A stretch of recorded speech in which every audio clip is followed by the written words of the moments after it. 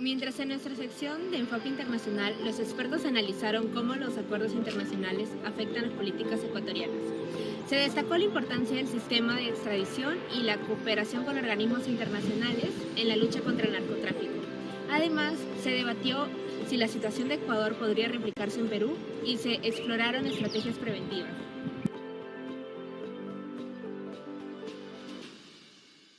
Nuestros países firman todo tipo de tratados internacionales. Hay en relaciones internacionales una discusión sobre por qué los países firman acuerdos que saben que no van a cumplir, ¿no? No voy a entrar a esa discusión, pero menciono esa literatura porque América Latina es muy buena en eso. De hecho, tenemos expresiones de origen colonial que lo demuestran. La ley se acata pero no se cumple, echa la ley, echa la trampa. Bueno, eso es real, ¿no? Entonces, el problema no es que no hayamos firmado suficientes documentos que nos obliguen a cierto curso de acción respecto a temas como el narcotráfico. Por ejemplo, es la razón por la que solo se puede despenalizar el consumo de drogas y no, digamos, hacerlo legal, es porque hemos firmado acuerdos internacionales que nos obligan a penalizar, o sea, a declarar ilegal el consumo de drogas. Por eso se habla de despenalizar. Lo que sí puedes hacer es decir, es ilegal, pero no hay sanción penal, no hay cárcel por consumo de drogas. La sanción puede ser trabajo comunitario. El punto es que por acuerdos internacionales es que no puedes legalizar el consumo de drogas. En el caso del Ecuador, eso sería una pregunta genil, ¿no? Penosa. En el caso del Ecuador, la figura, a ver, hay indicios bastante claros de que el correísmo tuvo niveles de complicidad con actividades criminales. Por ejemplo, Jorge Glass, el vicepresidente de Lenín Moreno, que también tuvo un papel importante en el gobierno de Correa, uno es denunciado por, como acá en el Perú, por recibir financiamiento de Odebrecht por la propia Odebrecht, por funcionarios de la empresa. Y dos, su nombre aparece en los celulares incautados de un tipo vinculado al narcotráfico, en donde se dice que este individuo pagó a un juez para que no condenara a Jorge Glass, a este político vinculado a Correa. Entonces, no es que Correa fuera un santo. La paradoja, sin embargo, ¿cuál es? Cuando uno ve las cifras de Correa, porque Correa además hizo cosas que no parecen tener mucho sentido. Cerró la base de Manta, apelando a argumentos de soberanía.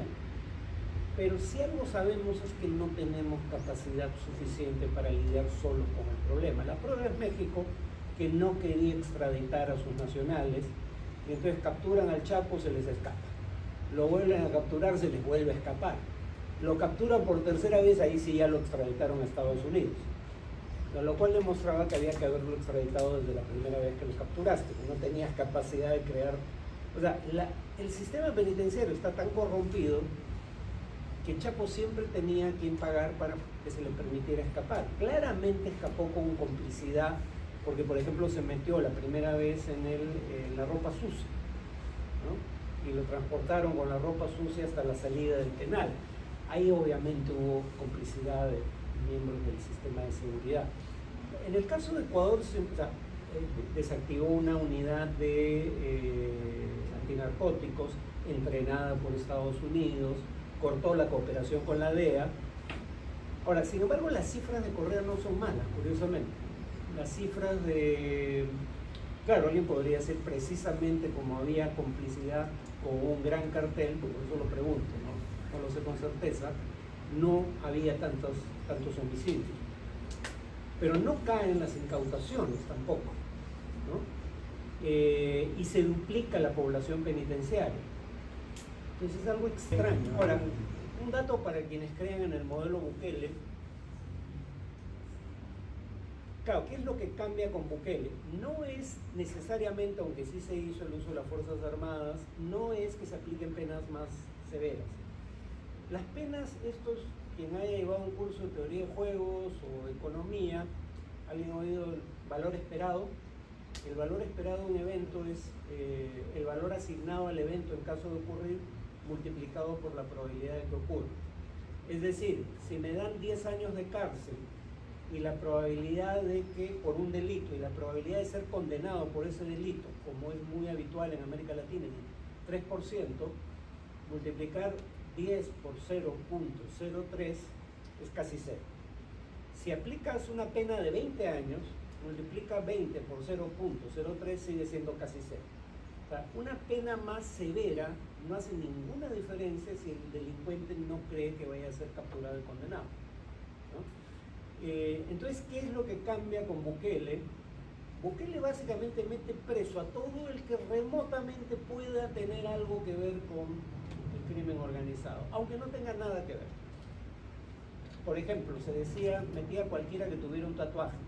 Fuera que el tatuaje fuera sea el tatuaje de la Mara Salvatrucha o un grupo de crimen organizado, fuera que se tratara del tatuaje de tu enamorada. Pero tatuarse de pronto ya era incriminatorio. Según la revista The Economist, Bukele metió presos a 8% de los hombres salvadoreños entre 14 y 19 años. ¿Verdad? Obviamente la mayoría de los miembros de las maras son hombres salvadoreños de entre 14 y 29. Bueno, metes, y además, y esta es la dimensión de clase de esto, no metes a los de estratos altos, metes a los de barrios marginales, donde hay mayor incidencia de crimen. Y luego los mantienes presos indefinidamente aprovechando el estado de excepción. Entonces lo que sí cambió en El Salvador es que la probabilidad de ser capturado y condenado tras cometer un delito, o incluso si no cometías un delito, creció exponencialmente, ¿no? Capturado y por lo menos apresado, mantenido en prisión. Ahora, ¿por qué eso no es replicable en el Perú?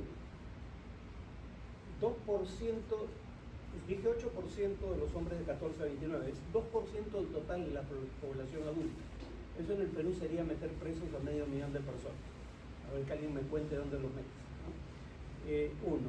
Dos, control territorial. Van los alcaldes de Lima a aprender de control territorial en El Salvador. La diferencia es que El Salvador tiene 21.000 kilómetros cuadrados. El Perú tiene 1.250.000. Lo que vale para El Salvador no es aplicable para aquí. O sea, nosotros tenemos un problema mucho más grande y un terreno mucho más accidentado. El Salvador casi no tiene bosques tropicales. En el Perú la mayor actividad vinculada al narcotráfico se da en la selva amazónica. Y además el tema fundamental en cuanto había narcotráfico, pero el problema fundamental era la extorsión. La extorsión no da ni por asomo rentas similares al narcotráfico, por eso es mucho más difícil combatir el narcotráfico. ¿A qué me refiero con rentas? El profesor Espinosa decía el kilo de cocaína puesto en el Callao puede valer $2.500 más o menos, ¿no? Bueno, ese kilo de cocaína vendido por gramos en Nueva York, no tengo datos recientes, mi dato de 2010, pero dudo que eso haya cambiado mucho. Ese mismo kilo de cocaína, que en el puerto del Callao vale $2.500, en las calles de Nueva York, vendido por gramos, puede valer, o valía en 2010, $180.000. O sea, entre el valor del kilo en el lugar de producción y el valor vendido finalmente al consumidor, hay una diferencia como 70-1. Nada en este mundo da utilidades comparables, por eso es que es tan difícil combatir el narcotráfico. Es decir, hay una utilidad que puede ser de hasta 70-1, o sea, respecto al costo de producción. Siempre va a haber quien asuma grandes riesgos y costos para traficar esa droga, producir y traficar esa droga. O sea, siempre va a haber carteles, más o más pequeños, más grandes, pero no van a desaparecer. Siempre va a haber nuevas rutas si se cierran rutas antiguas, siempre va a haber nuevas drogas si alguna droga es controlada. Yo por eso tiendo a creer, trabajo en el Ministerio del Interior y yo sé que esto es anatema en todos los gobiernos, pero pregúntenle a los economistas, ¿cuál es la forma más sencilla de acabar con un mercado negro? Legalizarla, ¿no?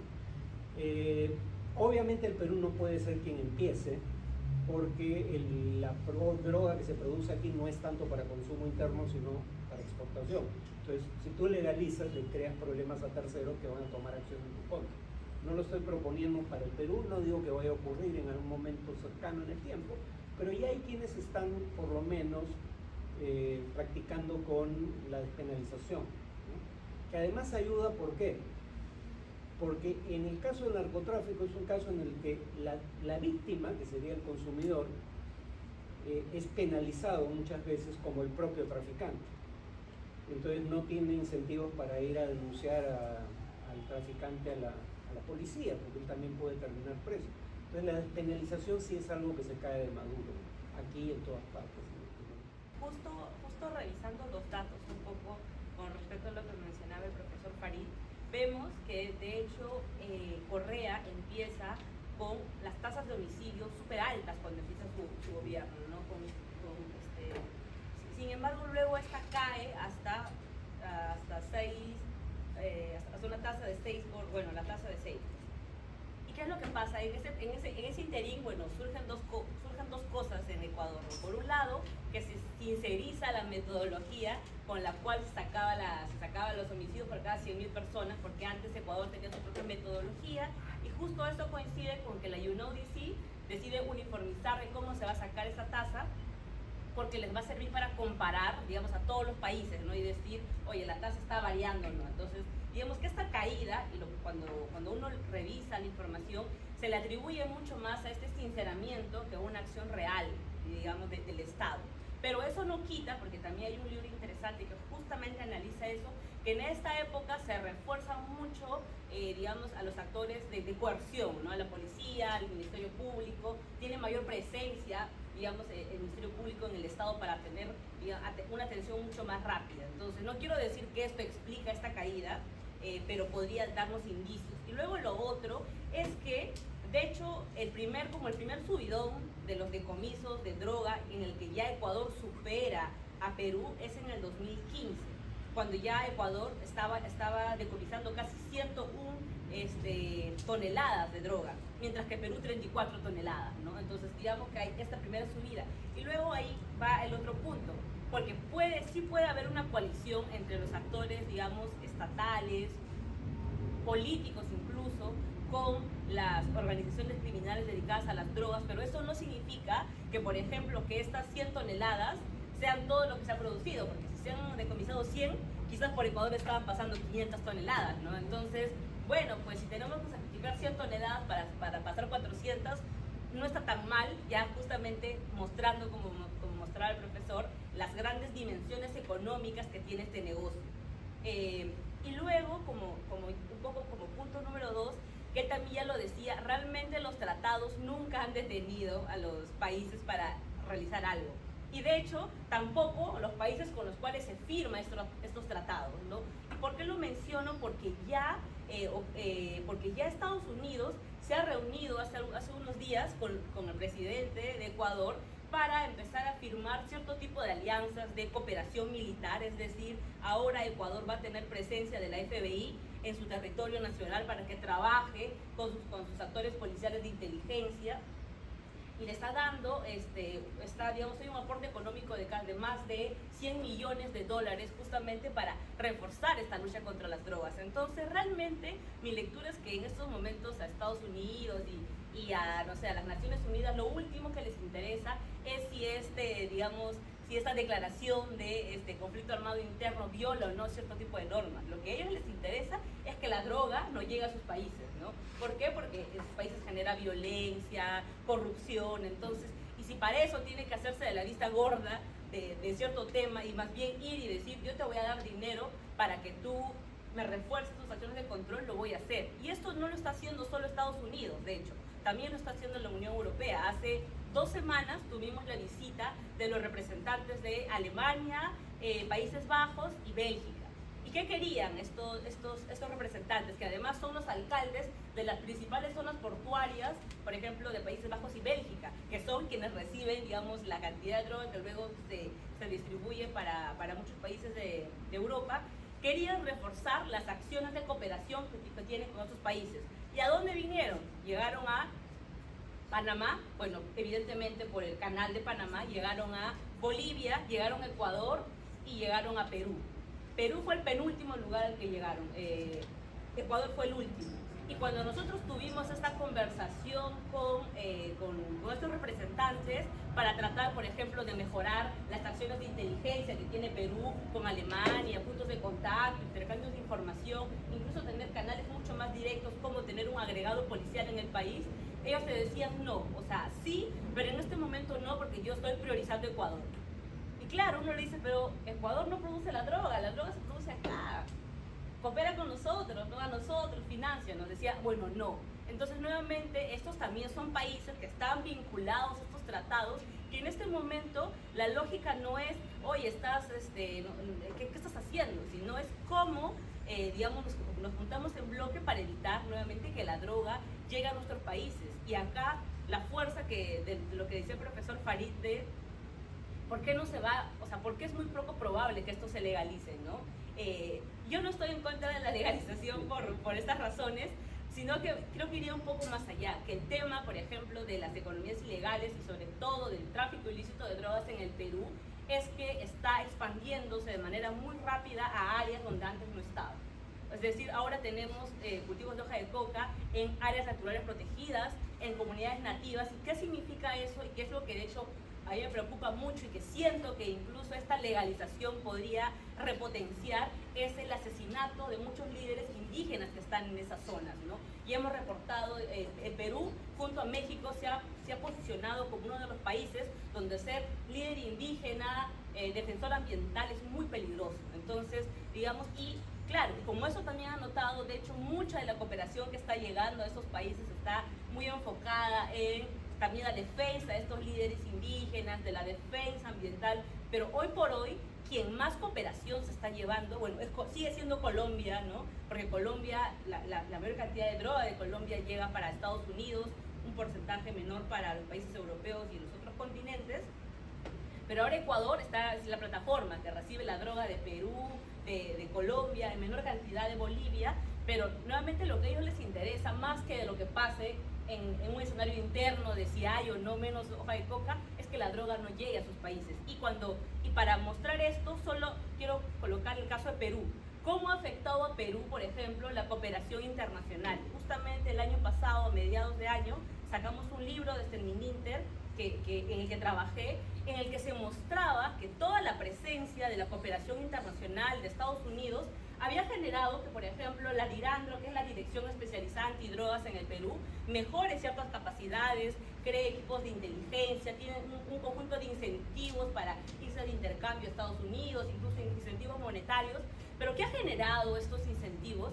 Que a la DIRANDRO, a esta unidad especializada, lo único que le interese es evitar que la droga salga del país y por lo tanto está interviniendo en los principales valles cocaleros y en los puertos. Pero cuando uno le pregunta, ¿qué estás haciendo? Es cierto que en el Perú el consumo de drogas no es problemático en términos epidemiológicos como lo es en Brasil, en Estados Unidos, pero sí hay, cuando uno revisa la data, sí hay un incremento en el consumo. No en cualquier consumo, sino en un consumo, digamos, problemático, ¿no? Entonces, pero cuando uno ya va al Código Penal de por qué se crea o incluso en qué rubro está ubicado el tráfico ilícito de drogas, es contra la salud pública, es decir, porque uno cuando lucha contra las drogas lo que quiere preservar es la vida humana. Entonces la pregunta de Dirandro era, ¿pero a ti qué vida humana te interesa? ¿No? ¿La de tus connacionales o la de los otros? ¿Por qué no estás interviniendo? Y ellos, la respuesta es que, y voy a usar un nombre ya que se usa, eso es chauchilla, ¿no? Yo que voy a estar interviniendo pues al chico que vende, no sé, hierba o coca en la PUC, ¿no? Eso también seguro estudia algo ahí. No me interesa. A mí lo que me interesa es atrapar a este clan familiar del BRAE.